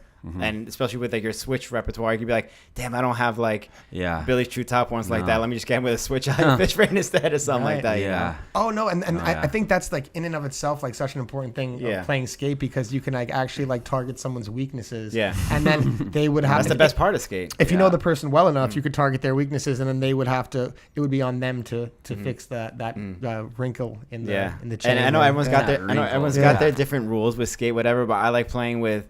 It's a little raw, but like you know how some people are scared to try a trick, whatever. If you scared to try the trick, you get 2 letters instead of 1. Dang. Don't even take go a attempt letter. it. Like if you did switch alley fish on me, I'm cool. like, that's no way I'm trying. I'm gonna die. But then if I don't try it, I get 2 letters. You can do that. Switch alley fish. Oh yeah. But like hypothetically, like just as an example, But but it just forces that is harsh. It forces you to get like to actually try the trick. sure. Sometimes you don't know. I don't want 2 you letters. Could try it I'm about to eat it right now because I don't want the 2 letters. I'll go for it. But it could be easier than you think. You know. Absolutely. You You're don't surprised. even know. There's a lot of like just if you know how to do a soul grind, you can do a switch soul grind. You just got to train your body because like your mind knows how to do it. Just like go stall a curb and do switch soul grinds for a while and like over and over again. You build that little muscle memory. Yeah. Yeah. Repetition is key. That's cool. Mm-hmm. Yeah, I like that talk. That was cool. good. I hope everyone's Yeah. motivated Steve, to try some switch how- tricks or do just you try guys- new tricks in general, you know? Yeah. Do you guys dumb it down ever? Like, I don't know, for just like for people that may be watching that don't know what switch is. Oh, Do you so ever do that so kind like, of- well, we don't really. I think this No. is like maybe Yeah, I guess we- it's like a core show. elitist. Yeah. Yeah, this is a super Like, question. No, I mean yeah. we do like when we do references to like from like back in the day for like old videos, like Okay. we'll say like this person is X, Yeah. Y, and Z. We don't just Right. automatically assume everyone knows. Right. But switch would be the unnatural stance Sure. in skating. The opposite way you do a trick. Yeah. If you've been listening this long and you haven't known that until I just said that, You gotta rewind then it. you probably have to rewind at this point because And you then it all probably makes just- sense. Yeah, you probably turned the episode It's off. like writing with your left hand instead of your right hand if Yeah. you're a There you righty, go. pretty much. exactly. So, Yeah, man, that's cool.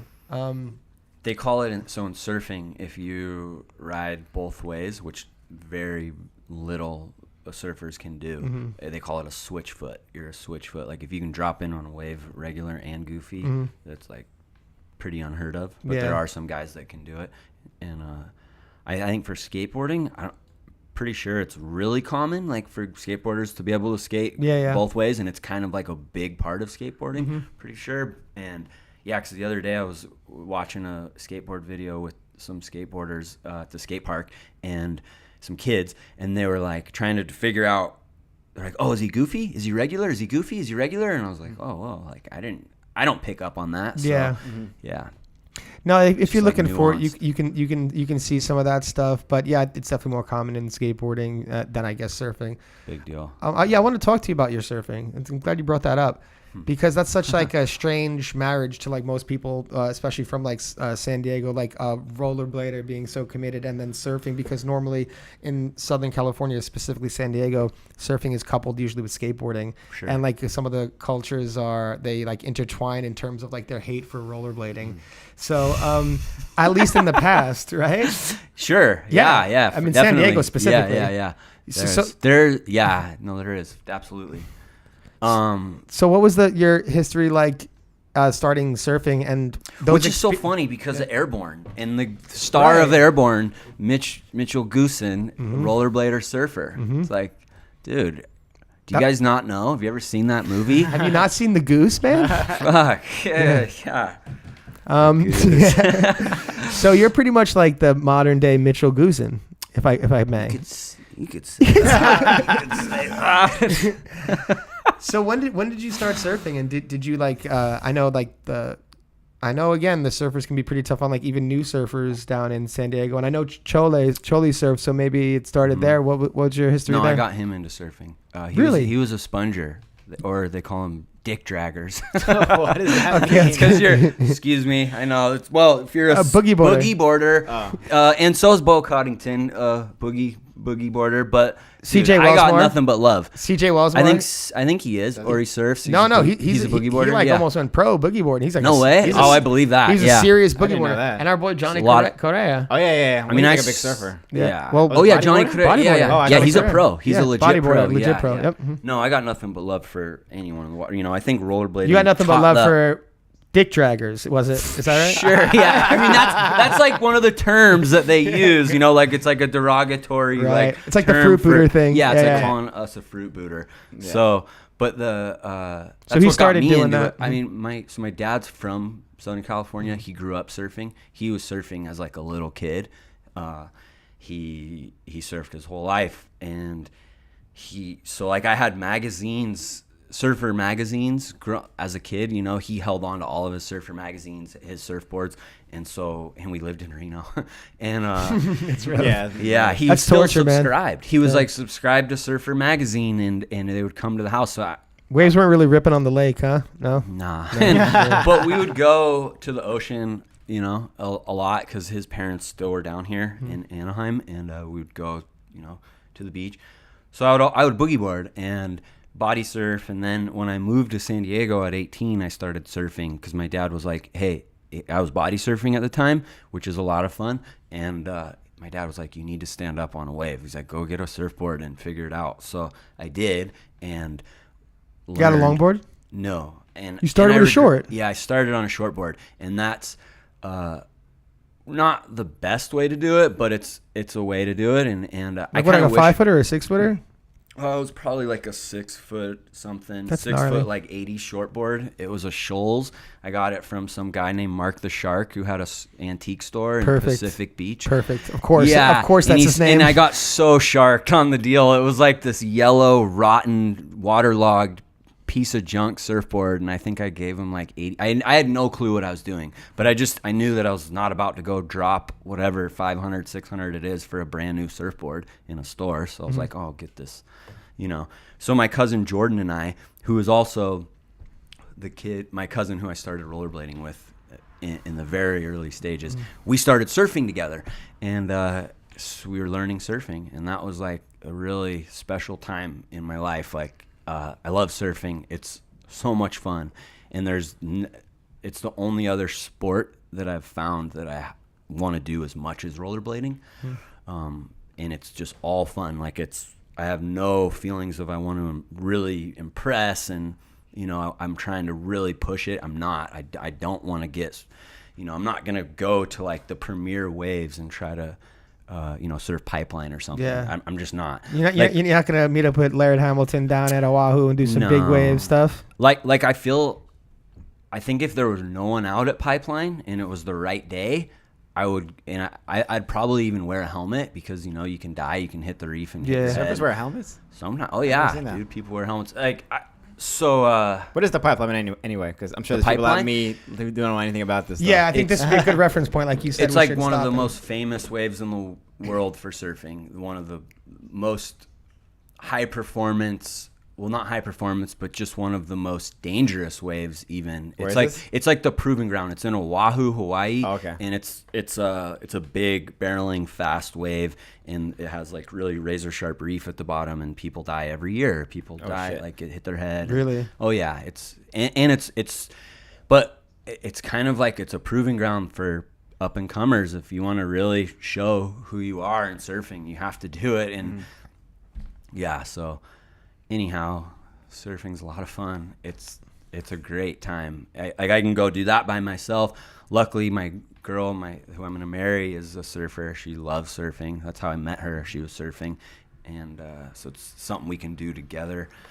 I feel like it makes me a better skater too because I can take breaks. I can be like take a day off and go surf and like still do something to kind of keep my head in the game and just good for your body to do other stuff. Yeah, surfing keeps your body really strong. I've only been like 5 or 6 times, but like every time I'm out there, just like paddling, a lot of core, like you're like straddling out there, and like you're just in the sun. You got the salt water on. You just feels healthy.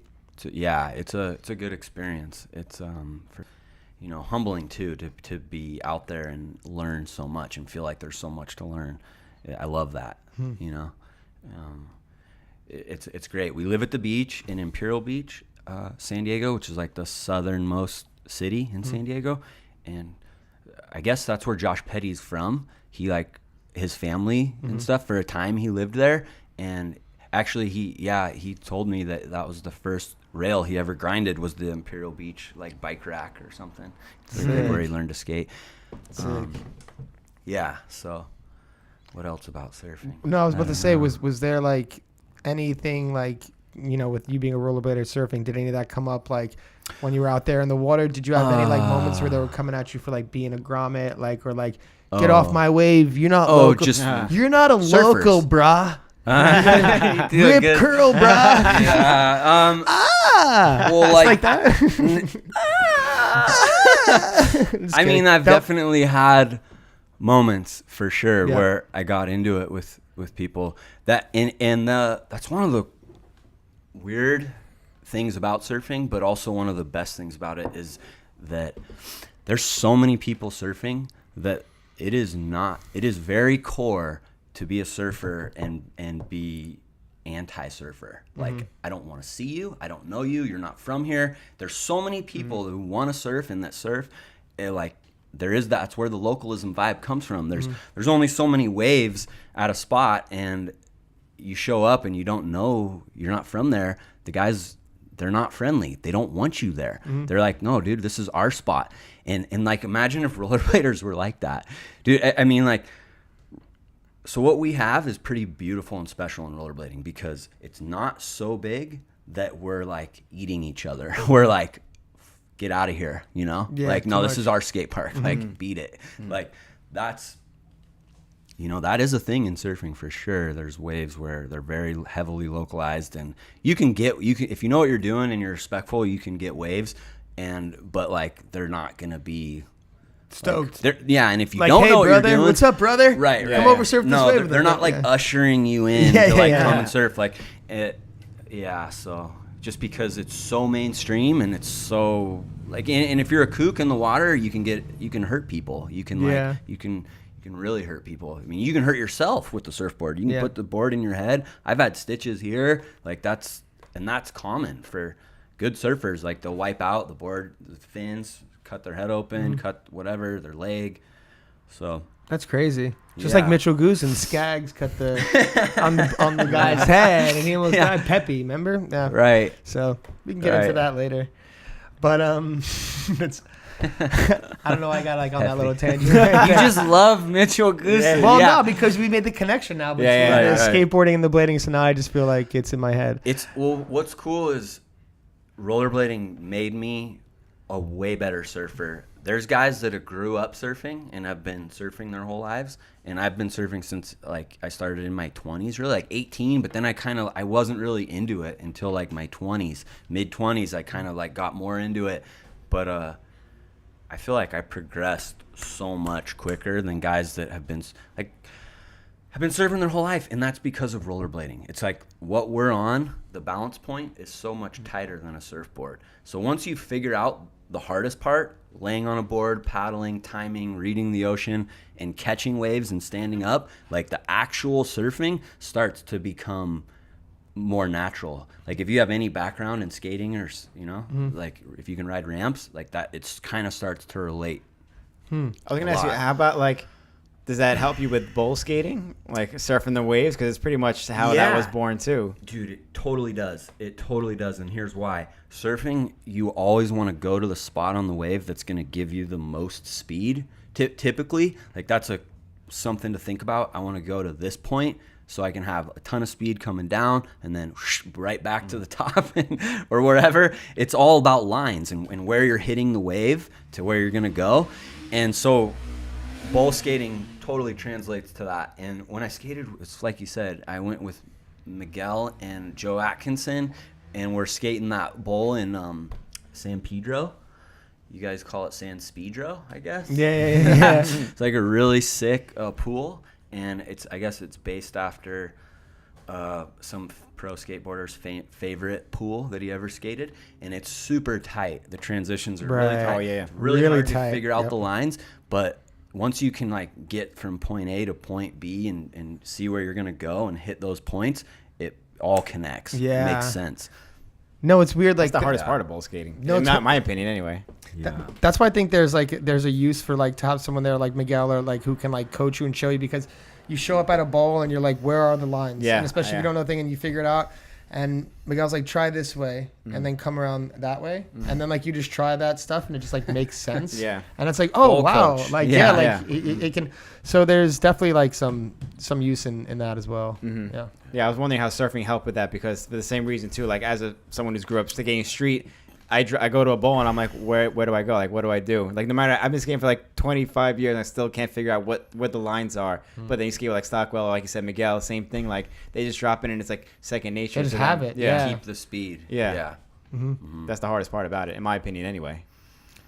Yeah, that's Yeah. cool.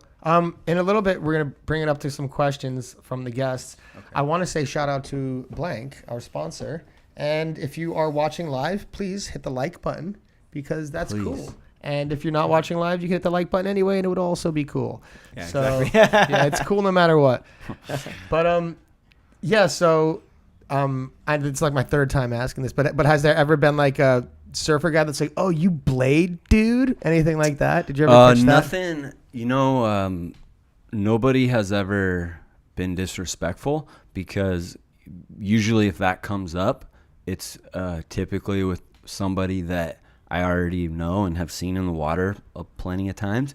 And so our little community of San Diego, Imperial Beach, I've lived there for about over 5 years now, and I was surfing there years before that. I started to surf there a lot because of where I was working. I would go to IB after work, and so the locals in Imperial Beach, I'm a local. I know a lot of the guys. They know that I rollerblade now. We're friends, and they're nothing but respectful and nothing but like stoked, and like it's really sick.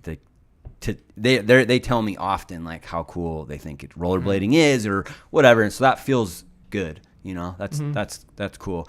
And because these are guys I respect. I mean, there's 50-year-old men in the water who are shredding. Shredding. Yeah. And kids too, Groms. There's like the high school kids who surf circles around me and 360s, and like I taught some of them at the local high school because I was a teacher at the high school, and they were respectful. They figured out I was a rollerblader and they loved it, and so it's cool. I think there's definitely that mentality is out there. Absolutely, if that the certain skateboarder surfers that would not be hyped on rollerblading, but fuck them. That's it. Yeah. Like, what does it matter for a surfer anyway? Like, it's not like I understand somewhat like a skateboarder, BMX, or scooter or something like that because we're like in the skate park together or at the spot together. But like a surfer, like, what the fuck does it matter? You're not even like, it's like we're gonna skate on your waves or whatever. Yeah. Well, like, what's the point? I wouldn't even like what's go the point there at with that them. part? There's no point. Yeah. But there's definitely been times where, like you said, you get hassled. Like I've been hassled. Yeah, I've seen like grown men fight in the water and stuff. And yeah, I've heard stories of that too from other people who surf too. It's crazy. Yeah, but that's a dangerous place to fight. Yeah, no, ocean. for sure. Yeah, a lot can go wrong. Yeah, you could die out there. Yeah, I guess you could die in any fight. Yeah. You die out there, not fight. You don't think so. You die not fighting. You die off the street. It's a dangerous world out there. That's the point. I think that's the main point we're trying to get to here. Yeah. All right, cool that we established that. That's very important. Should we start getting to some questions? I think people have them? I think we should get into the super chat questions if there are chat. any, and then by the way, if you're watching us live, we always split half of our super chats with our guests. Hayden came up here from San Diego to join us. He's here for the Blade Cup. We got this marathon going on. So, if you want to give him some super chats, he might like the gas money. I don't know. There we go. What is the super chat? People could donate in the live chat. Oh, so that first of to all, me they or donate. to you or to us? We split it. We split for it. all of Pizza us. party. Pizza or whatever, party. dude. We Let's could do a pizza party. Dude, sure. yes. We guess. Okay. Super So chat. super chat Let's support go. the pizza party after this. But we split between us and our guest, which is you now, and your Killer. super chat questions get prioritized. They pop up to the top of the list. So if you have something you want to ask or talk about with Hayden, your super chats go right to the top, and we prioritize them as well. All right. So we do have a few super chats off the bat. I'm gonna Bob Barker this right now with the mic over here. There we go. We're in there. Dude, this gets better and better. I didn't know about. It's a party, man. I should know about super chats. Our first super chat is from Mr. Tree Rudolph, who super chatted $9.76. Whoa, 976. 976. Who Yeah, says- clothing. Hayden, how are you so comfortable doing like all your tricks, natural and switch? Also, you have a super soothing voice. Damn, that's so nice, dude. Thank you. How am I so comfortable? So like we were saying, I guess practice. Just practice makes perfect, and I practice switch a lot. And for me, it started small. Just switch soul, switch royale. If you can switch royale, I think you can learn switch anything. That's one of the hardest ones. Dude, and then switch spin. If you can switch 180, dude, it's over. You can learn anything. Like, just put your foot up there. Like, I try to psych myself up like that and just say, all right, as long as I don't fall getting on the rail, like once I'm on it in a switch fish brain, like all I got to do is stand there. I just got to stand there. Like, just lock on, jump up there. Yeah. Dude, just get it in my head. All right, lock on, go for it. Like, and you train yourself. So, but P-rails and little things to grind, learn switch. Yeah. Do you need to get Paul? He's calling you. Oh, Is that important? No? thanks. All right. I'll get to it later. I appreciate Say, that, brother. though. No, it's my old man, my stepfather. Oh. But yeah. Sorry about that. Thanks for checking in though. But yeah, I was gonna say I think those not only like you were saying earlier that sometimes the switch are overlooked and neglected, but those not specific hard switch like the switch 180, the switch look over the shoulder, like the switch fakie, the switch royale, Makes like you better. those basics are huge. Like I've heard about skateboarders, and again, it's just like such a right next to us comparison, but talk about like they're just like some of the top guys just work on your ollie. You know what I mean? Like have a great, don't worry about the tray flip or basics. like get a good ollie. Like, so it's like get that good royale, that switch royale, like that switch 180, and just like those things like do a lot, like more than like you think, like even though you could build up to the point of switch true fish, it could do it could do more than like a switch really hard trick would be like in terms of like getting your vocabulary and what you can do. Richie Eisler, that's a dude I just remembered who is insane with switch. He does like switch hurricanes, doesn't he? He did like switch everything. Yeah. He was unreal. Yep. Like, and I didn't see those sections until like way later, like way after the fact. I saw that, like him sessioning 2 down rails, and he like 360 sweat stands both ways. Like, dude, that's insane. Because the switch true fish, or I can do switch 180s into grinds, but dude, I can't even like regular 360 into a lot of grinds. Yeah. Like, I need a launch ramp, and then I'll send it. But We always got things to practice on, though. That's the beauty of it. Yeah, stuff to practice on. All right. Thanks for the Thanks, Tree. question, Dude. Tree. Yeah. We have another super chat from Dmitry Pukarev, who says, "Ill Pants, what's your story with Pat Lennon Reno?" I don't even know. So yeah, Pat moved to Reno when I was in high school, and he's a good friend. He was, having him there was huge because not only was he an amazing skater, but he was just a good guy. So he lived in Reno for a short period when I was in high school, and I even filmed some of his like amazing tricks, and he filmed me too. So that was a big motivator for me. But it's like he said earlier, when you're in the practice space and then you're in your like showcase space, and I feel like when those guys lived in Reno and I was that age, every time I went out with them, it was like I never felt like in the comfort zone of like I'm in my practice space. I was always like, oh dude, I have to do something, like, because like they're going so hard, they were skating so well that you want to do something on that. And so you need both, really. You need to go back and forth, like practice space, showtime. Yeah, that's true. Yeah. And Pat, dude, that guy, Pat Lennon, was like all showtime. Yeah. He like, dude, I mean, if there's anyone that was not about practice, yeah, I was about to he say. was like the Allen Iverson of rollerblading. He was like, practice, like, dude, that guy like put on skates, didn't lace them up, and would do like the longest rail first try. Like, not even kidding. Superhuman. Like one day after school, he and I went skating at this high school. It was called Spanish Springs, and it had a really long handicap balance rail. And I would be there for like hours, like trying to do the whole thing, like, and I'm not kidding, like put his skates on, didn't lace them up first try. Like, did not lace them. Did not lace them. Didn't just Didn't boom, lace dude. them. Didn't lace them. Like, put his skates on and just did it. Like, Wow. yeah, dude, that guy was, I think, one of the most talented rollerbladers ever. Yeah, he really was. Like, he was like my favorite skater for a super long time, and he still has like some of the most untouchable tricks that have ever been done. His whole 4x4 section is ridiculous.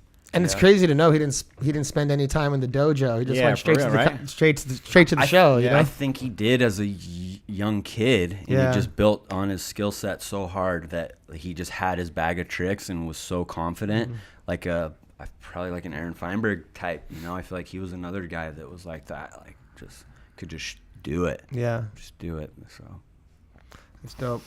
Thanks for the question. Thank you.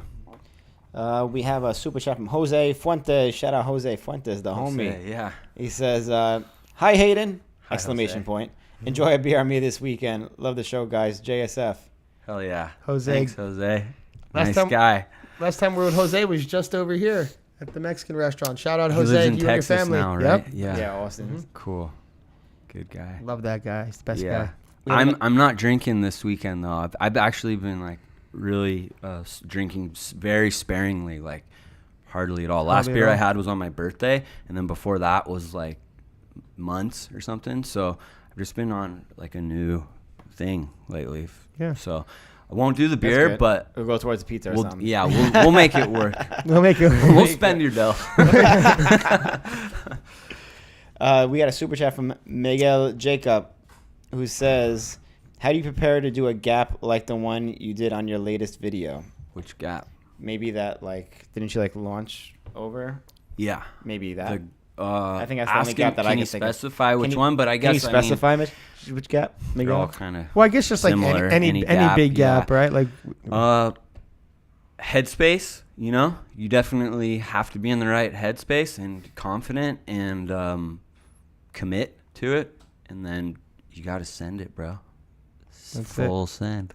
But also listen to your gut and don't go above your limits. Exactly. Because sometimes things can feel wrong and you just might be like, so just listen to that thing on the inside.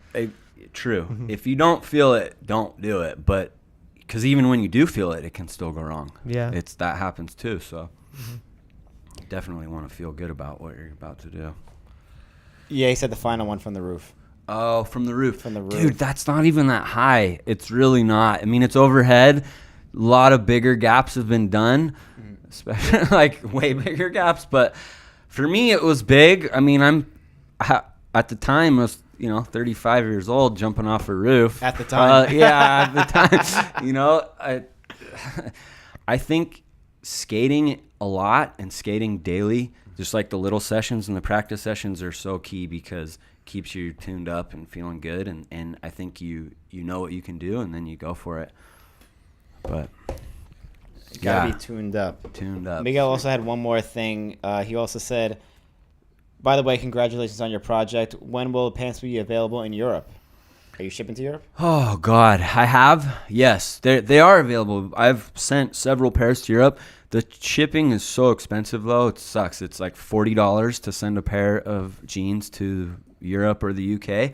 And actually, I have a story about that. So I sent. Ricardo Lino bought a pair of Dusties in the beginning, and I sent him to him, and he warned me too about USPS, the postal service, which is the cheapest way to ship anything and is great for domestic. It makes the most sense. It's most economical. What did he recommend? UPS? He said, anything but USPS because international it can get stuck in customs and stuff. It gets handed over too many times, probably. Yeah, I can relate to that. Yeah.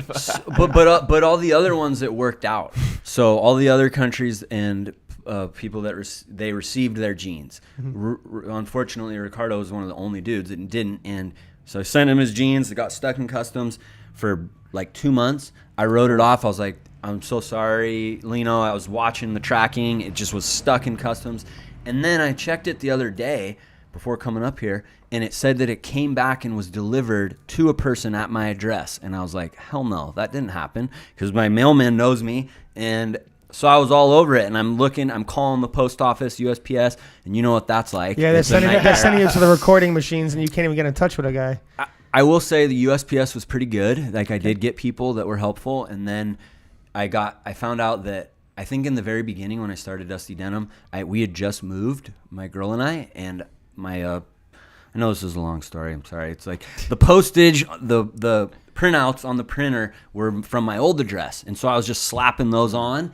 And so it went to my old address, which is right down the street from where I live now. And so I was like, okay. So it was delivered to my old address, and it says that it was handed off to someone there. I was like, I'm going to go there and ask, of course, homeboy, where's my jeans? And so I rode over on my bike. It's less than a half a mile. It's like right down the road. And this guy comes out, and I was like, yeah, so hi, I used to live here. I had a package that ended up here, and he just like, no, that didn't come. I don't know. And so dead end. Long story for nothing. I didn't get the jeans. I would have been so psyched if I had pulled that bag of jeans out. And he was like, oh, yeah, dude. even if he was like, I've been wearing them. But, I was gonna say, oh, those are yours. Was he you're the wearing guy. them? Did he come to the door wearing them and be like, no, I didn't get any package? Yeah, in the jeans. That would have been so funny. Yeah, that would have been hilarious. And then you catch him out at the local pub, like later on in the week, just styling in a pair of Dusties, having a fish and chips. And you're like, oh, dude, someone in that hut Or like tagging you on definitely Instagram. is styling Styling out in some the Dusties, yeah. That's for sure. oh man. We're going to keep moving with these Anyhow. super chats because we got a bunch more here. We have a super chat from Jay O'Neill who says, hey, man, met you at Young and Grumpy BPSO weekend.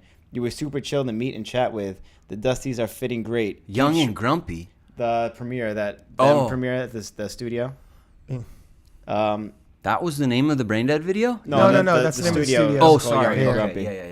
Yeah. Keep shredding Gosh. and good luck this weekend. Much love from Boston. Hey, thank you. Cousin Jay. What was his name? Jay O'Neill. Jay O'Neill. Oh, yeah. Cousin Hell Jay. yeah. Okay. Hell yeah. Cousin Jay. Thank you.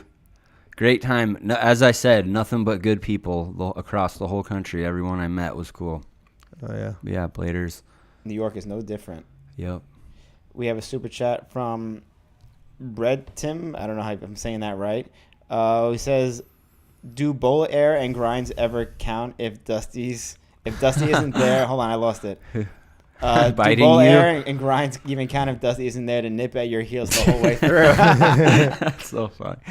Yes, of course they count, but it's like bonus points if Dusty's there. He's just checking, like vibe checking you to make sure like you got it. He's like, oh yeah.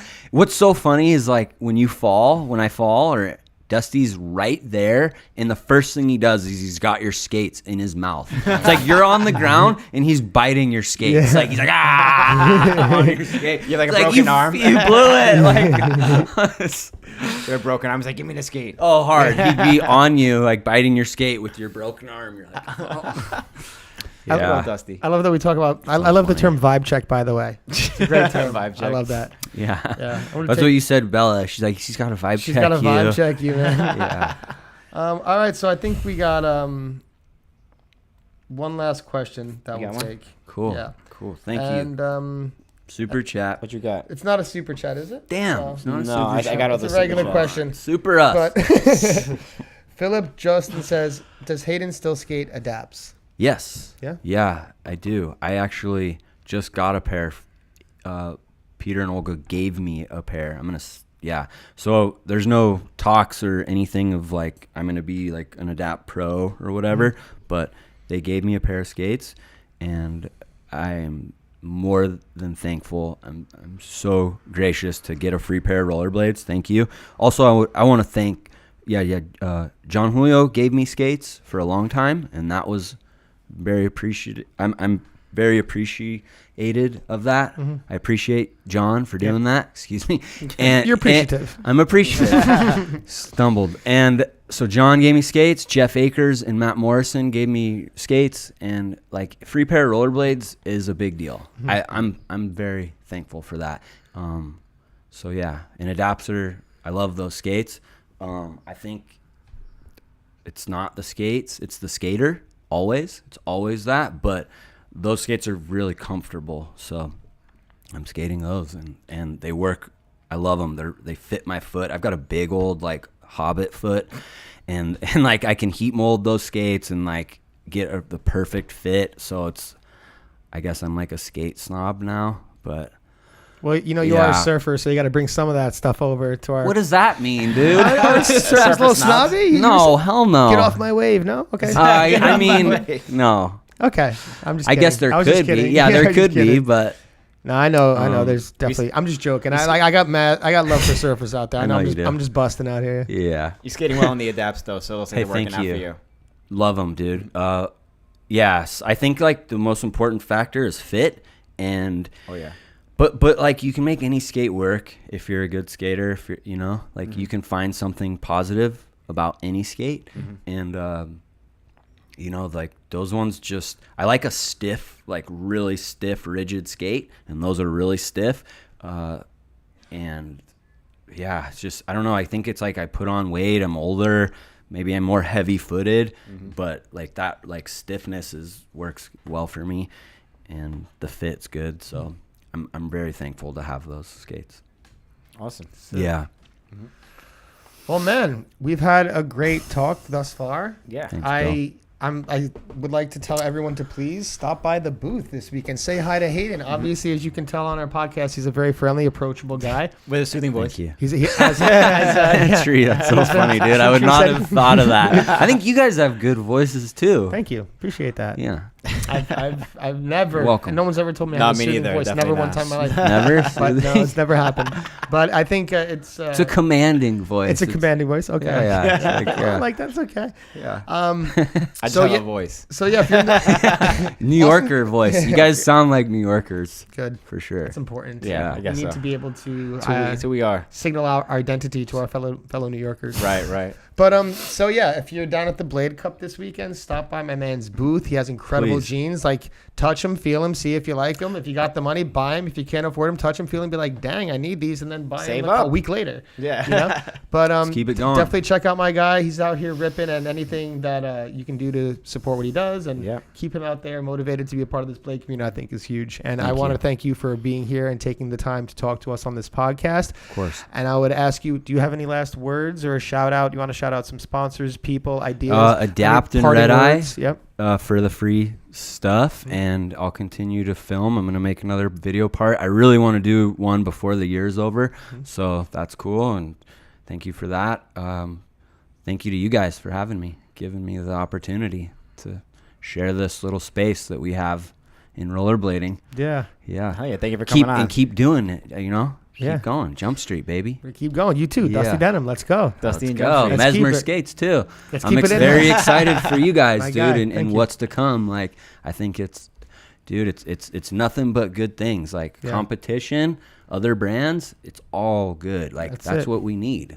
So We can do everything in house. We can keep it all here. Exactly. That's Here it. we We don't go. need to go to Kmart and get this stuff. Keep it right Oh, here. exactly. Do Exactly. But, No more going to Walmart for pants. That's it. That's What's all. up? No more going to Walmart for pants. yeah, you know, It's if you Dusty. can swing it, do it, dude. Buy some rollerblading products, of course. Totally. Go for it. Hayden, you're the man. Thank you Thank so much you, for Austin. coming on. Yeah. Thanks, We're Bill. going to have a lot of Thanks. fun this weekend. Everybody enjoy the Blaney Cup if you're there. If Hell you're yeah. watching live. Thank you, John Julio, for Blade Cup. Yep. It's Okay, one of the John Julio. biggest Shout out. events in Putting in so much rollerblading, work. and it's Hardest so working fun. guy. And we're all gonna be partying, Yep. having a good time. It's going to be a great time. Great weekend. And if you're watching live, stay tuned. We have 2 more episodes coming up.